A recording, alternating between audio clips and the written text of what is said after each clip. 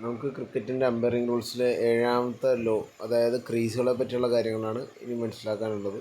The creases. Crease in the positions of bowling crease, popping crease and two return crease shall be marked by white lines as set out in 7.2, 7.3, 7.4 at each end of the pitch. And appendix C എന്ന് പറഞ്ഞിട്ടുണ്ട്. അപ്പോൾ appendix C ഇത് batsman നിൽക്കുന്ന സ്ഥലമാണെങ്കിൽ മൂന്ന് ക്രീസുകളാണ് പൊതുവെ ഉള്ളത്. Bowling crease, popping crease, return crease. ഞാനിപ്പോൾ batsman നിൽക്കുന്ന ആ ഒരു സ്ഥലത്തിനെ റെസ്പെക്റ്റ് പറയുകയാണെങ്കിൽ ആണെങ്കിലാണ് ഈ എക്സാമ്പിൾ ഞാൻ പറയുന്നത്. അപ്പോൾ ഇതിൽ ഡബിൾ ലൈൻ വരച്ചിട്ടുണ്ടെങ്കിലും നമ്മുടെ റെഫറൻസ് എപ്പോഴും അമ്പയർ എവിടെ നിൽക്കുന്നു അവിടെ നിന്നുള്ള ലൈനായിരിക്കും നമ്മുടെ ലൈൻ. അതായത് ഇപ്പം നമ്മൾ നോബോളൊക്കെ എറിയുക പറയുമ്പോൾ ശരിക്കും അമ്പയർ നിൽക്കുന്ന അവിടെ നിന്ന് നോക്കുമ്പോൾ കാണുന്ന ആദ്യത്തെ ലൈൻ, അതായത് ഇപ്പോൾ പോപ്പിംഗ് ക്രീസ് എന്ന് പറഞ്ഞാൽ ആരോ മാർക്ക് ചെയ്തിട്ടില്ലേ.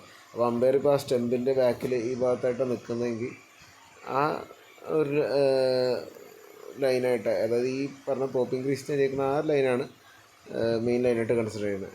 അതേപോലെ റിട്ടേൺ ക്രീസും എല്ലാത്തിൻ്റെയും ലൈൻ എപ്പോഴും അമ്പയറിന് എവിടെയാണോ അമ്പയറിൻ്റെ കണ്ണിന് തൊട്ടടുത്തുള്ള ആ ഒരു കൺസെപ്റ്റിലാണ് നമ്മുടെ ഇത് പോകുന്നത്. അപ്പോൾ ഈ ബോളിംഗ് ക്രീസ് എല്ലാം മാർക്ക് ചെയ്യേണ്ട വിധം ഇതിൻ്റെ അകത്ത് കാണിച്ചിട്ടുണ്ട്. ബോളിംഗ് ക്രീസും പോപ്പിംഗ് ക്രീസും തമ്മിലുള്ള നമ്മൾ ഓൾറെഡി സ്റ്റെമ്പ് 22 യാർഡിൽ ഗ്യാപ്പിലായിരിക്കും 2 സ്റ്റെമ്പ് വയ്ക്കുന്നത്. എന്നിട്ട് ഈ സ്റ്റെമ്പുകളുടെ മൊത്തത്തിൽ ഒരു ടോട്ടൽ ആ വിഡ്ത്ത് വരുന്നത് 9 ഇഞ്ച് അല്ലെങ്കിൽ 22.86 സെൻറ്റിമീറ്ററായിട്ട് കാണിക്കുന്നുണ്ട്. പിന്നെ നമ്മുടെ ക്രീസിൻ്റെ മൊത്തത്തിലുള്ള ലെങ്ത്താണ് 4 അടി അല്ലെങ്കിൽ 1.22 മീറ്ററാണ് വരുന്നത്.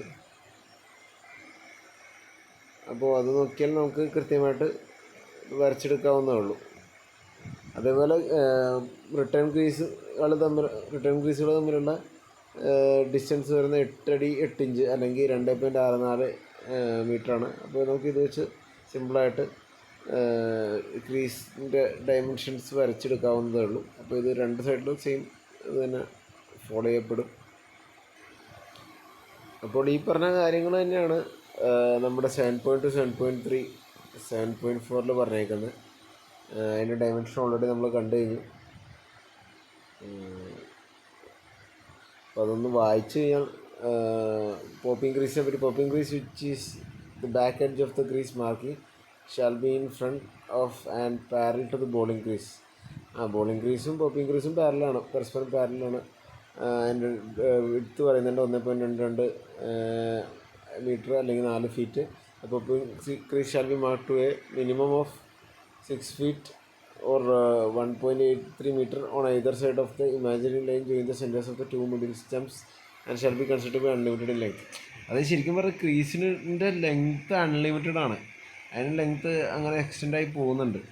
പക്ഷെ നമ്മൾ ഏകദേശം നമ്മുടെ ആ സ്റ്റെമ്പില്ലേ, സ്റ്റെമ്പ് ടു സ്റ്റെമ്പുള്ള ഒരു ഇമാജിനറി ലൈൻ ഉണ്ടെന്ന് വയ്ക്കുക. അതിൽ നിന്ന് ആ സ്റ്റെമ്പിൻ്റെ മിഡിൽ സ്റ്റെമ്പിൽ നിന്ന് രണ്ടറ്റത്തേക്കും ഒരു മിനിമം ഒരു 6 അടിയെങ്കിലും ഇത് വരയ്ക്കണം എന്നുള്ളൊരു കാര്യം പറയുന്നത്. അപ്പോൾ അതൊരു റെഫറൻസിന് വേണ്ടിയാണ്.